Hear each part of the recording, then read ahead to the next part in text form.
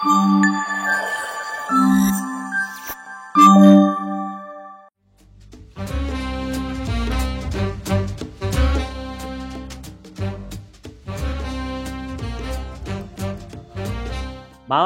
ఏంటంటూ ఇటు తిరుగుతున్నావు? ఆకలిరా. ఏంటి ఈ వయసులో కూడా? నువ్వు అనుకునే ఆకలి కాదురా, ఈ ఆకలి. అదా సర్లే మావా, నేను ఎందుకు వచ్చానంటే నీతో ఒక విషయం చెప్పాలి. వయసు మీద పడుతుంది, పెళ్లి చేసుకోవాలనుకుంటున్నాను. లవ్ మ్యారేజ్ చేసుకుంటే బెటరా, అరేంజ్ మ్యారేజ్ చేసుకుంటే బెటరా? ఒరే, అసలు పెళ్లి అనేది ఒక కాకరకాయ లాంటిదిరా. కాకరకాయ కూర వండుకున్నా చేతిగానే ఉంటది, ఫ్రై చేసుకున్నా చేతిగా ఉంటది. ఇదిగో నువ్వు ఇలాంటి మాటలు ఎన్ని చెప్పినా సరే నేను తగ్గను. ఖచ్చితంగా పెళ్లి తీసుకొని తిరుగుతాను, మంచి సంబంధం చూసుకుని. ఎందుకని? ముడ్డి కింద 30 ఏళ్ళు వచ్చాయి, ఇంకా 4 రోజులు ఆగితే సంబంధం కాదు కదా, నాకు అక్రమ సంబంధం కూడా దొరకదు. అది నిజమేలేరా. అన్నట్టు నీ క్వశ్చన్ చెప్పాలి మామ.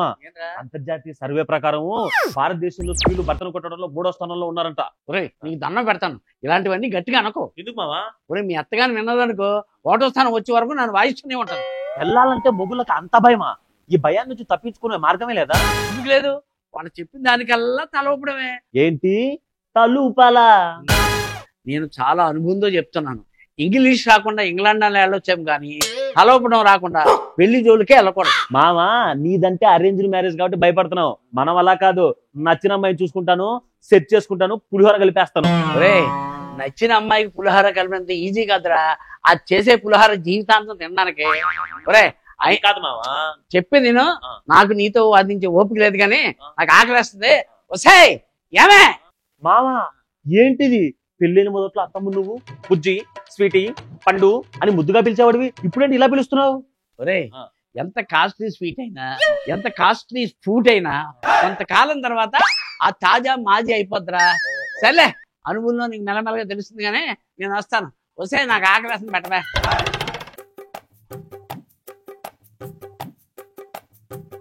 ఏమై ఏంటి ఇక్కడ కూర్చున్నా? నేనేమైనా పరాయి గోడల్లో కూర్చున్నానా? సోఫాలోనే కదా కూర్చుంది. రైమింగ్ డైలాగ్ బాగా చెప్పావు కానీ అది ఏంటి అలా ఉన్నావని? నాకు కోరుకుంది తీర్చాలి. ఏడుగా తీరుస్తూనే ఉన్నాను కదే, మళ్ళీ ఏంటి కొత్తగా?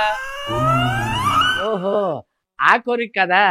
సరే అయితే ఏంటో చెప్పు. నన్ను అర్జెంట్ గా ఫేమస్ చేయండి. ఫేమస్? ఈ వయసులో నిన్ను తల్లి చేయమంటే ట్రై చేస్తానేమో కానీ ఫేమస్ చేయడం నా వల్ల కాదే. అదంతా నాకు తెలీదు. నేను రాత్రికి రాత్రే ఫేమస్ అయిపోవాలి అంతే. రాత్రికి రాత్రి పాలు పెరిగవుతుంది కానీ నువ్వు ఫేమస్ అవ్వలేవే, దానికి చాలా కష్టపడాలి. అంత కష్టపడాల్సిన అవసరం లేదు. రాత్రికి రాత్రి కుంభమేళాలో పూసలు అమ్ముకునే అమ్మాయి ఫేమస్ అయిపోలేదా? ఓ సదా, మన వాళ్ళందరినీ కుంభమేళా వెళ్ళి పుణ్యస్నానాలు చేసి రమ్మంటే అది ఎవరితో పూసలు అమ్ముకుదాన్ని ఫేమస్ చేసి వచ్చాడు. దాని టైం ఏదో బాగుండి అది ఫేమస్ అయిపోయింది కదా. ఫేమస్ అయింది కదా. అయింది. నాకు ఒక 20,000 ఇవ్వండి, నేను కుంభమేళా వెళ్ళి రాత్రికి రాత్రి పూసలు అమ్ముకునే అమ్మాయిలా ఫేమస్ అయ్యి వస్తా. గురించి చూస్తే నక్క వాత పెట్టుకున్నట్టు ఎవరో పూసలు అమ్ముకునేది ఫేమస్ అయిందని నువ్వు అలా చేయడం తప్పే. వస్తే బుర్ర తక్కువదానా, ఇవన్నీ వర్కౌట్ అవ్వవు బాబు. అయితే మీరే ఏదో ఒకటి చేసి నన్ను ఫేమస్ చెయ్యండి. పొద్దున పొద్దున్న ఈ ఫేమస్ కావాలంటే ఇప్పటికిప్పుడు నన్ను ఏదో ఒకటి చేసి ఫేమస్ చేస్తారా లేదా? నా వల్ల కాదు. చూడండి, మీరు గాని ఇప్పుడు నన్ను ఫేమస్ చేయలేదంటే మిమ్మల్ని ముక్కలు ముక్కలుగా నరికి కుక్కర్లో ఉడకబెట్టి నేను ఫేమస్ అయిపోతాను. బుర్ర తక్కువదానా, అప్పుడు నేనేమైపోతానే? మీరు ఏమన్నా అవ్వండి, నేను మాత్రం ఫేమస్ అవ్వాలి. Famous famous famous famous. అబ్బా, ఏంటండి పొద్దున్నే మీ రొమాన్స్? వైలెన్స్ లో నీకు రొమాన్స్ కనిపిస్తుందా? సైలెన్స్ లో ఉన్న మీ మధ్య సడన్ గా వైలెన్స్ ఎందుకు వచ్చింది? అదంతా తర్వాత చెప్తాను గానీ ముందు టిఫిన్ చేసావా? నేను టిఫిన్ తర్వాత చేస్తాను గానీ నాకు అర్జెంట్ గా 50,000 ఇవ్వండి. 50,000? ఈ 50,000 నీకెందుకే? అర్జెంట్ గా నేను ఫేమస్ అయిపోవాలి. ఫేమస్ కావాలంటే అయినా నేను ఇచ్చే 50,000తో ఎలా ఫేమస్ అవుతావే? ఏముంది, ఆ 50,000తో బయటకెళ్ళి కుమారి ఆంటీ లాగా ఫుడ్ బిజినెస్ పెడతాను. జనం ఎగబడి తింటారు, అప్పుడు నేను కూడా ఫేమస్ అయిపోతాను. ఈ వంట గురించి తెలిస్తే ఎగబడి తినరు, ఎగబడి తంతరు. అవునా? అయితే కస్టమర్ చేతిలో దెబ్బలు తిన్నా ఫుడ్ బిజినెస్ యజమాని అని నేను కూడా ఫేమస్ అయిపోతా. ఫేమస్ అవ్వడానికి దెబ్బలు తినడానికి కూడా సిద్ధంగా ఉన్నామండి. దయచేసి మా బాధ అర్థం చేసుకొని మమ్మల్ని ఎలాగోలా ఫేమస్ చెయ్యండి. ఇంకోసారి మీ నోటెంట ఫేమస్ అనే వాడు వచ్చిందో మీ మొక్కలు మీరే గుర్తుపట్టలేనంత ఇదిగా చిన్నకొట్టేస్తారు. పదవే, ఈయన మనల్ని ఎలా ఫేమస్ చేయడో అది చూద్దాం. హలో, ఆ తర్వాత చూదురు గాని ముందు నాకు ఆకలిస్తుంది, నా తిండి సంగతి చూడండి. మమ్మల్ని ఫేమస్ చేసే వరకు ఇంట్లో పొయ్యి కూడా వెలగదు. వస్తాయి, పొయ్యి వెలగదా? మీరు వంట చేయకపోతే నాకెవరు వంట చేసి పెడతారు? అన్నయ్య, చెల్లెమ్మా రా. వస్తాయ్, మీరు నాకు వండి పెట్టకపోతే మా చెల్లెమ్మ వచ్చింది, మా చెల్లెమ్మ వండి పెడతాదే. ఏమా ఏంటి ఇలా వచ్చా? అది అమ్మా తర్వాత చెప్తుంది కానీ నా కడుపులో నకలకలుగా ఉంది, ఒక కాఫీ చేసి పెట్టమని నీ చేతితోటి. సరే అన్నయ్య. థ్యాంక్ యూ అమ్మా. అన్నయ్య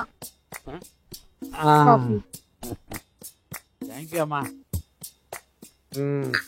అమ్మాయా ఇప్పుడు చెప్పమ్మా, ఏంటి సడన్ గా వచ్చావు? ఏమన్నా పని ఉండి వచ్చావా? కాదు. నీ ఆయనతో గొడవపడిగానే వచ్చేవేటి? కాదు, అమ్మాయా మా ఆయనకు విడాకులు ఇచ్చి వచ్చేసా. విడాకులు తీసుకుని వచ్చావా? అవును. ఆయన ఏమన్నా తిట్టాడా? లేదు. కొన్ని కొట్టాడా? లేదు. కొన్ని సిగరెట్ పెట్టి కాల్చాడా? లేదు లేదు లేదు. మరి ఎందుకు విడాకులు ఇచ్చావే? నేను ఇన్స్టాగ్రామ్ లో రీల్స్ చేసి ఫేమస్ అవుతానంటే మా ఆయన దానికి ఒప్పుకోలేదు.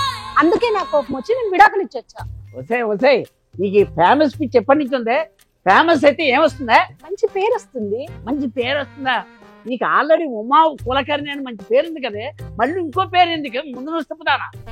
నువ్వు ఇలా ఫేమస్ అవడం కోసం విడాకులు ఇచ్చి వచ్చావని మీ వదిలికి తెలిస్తే అది కూడా నాకు విడాకులు ఇచ్చి అది ఫేమస్ అయిపోతుంది. ఈ విషయం కదా నీకు తెలియకుండా చూడవే బాబు. తెలిసింది. అంటే అది ఇప్పటికైనా మా ముగ్గురి బాధను అర్థం చేసుకుని మమ్మల్ని ఫేమస్ చేస్తారా లేదా? చేస్తాను. ఈ ముగ్గురిని బాగా ఫేమస్ చేస్తాను. అటు పదండి.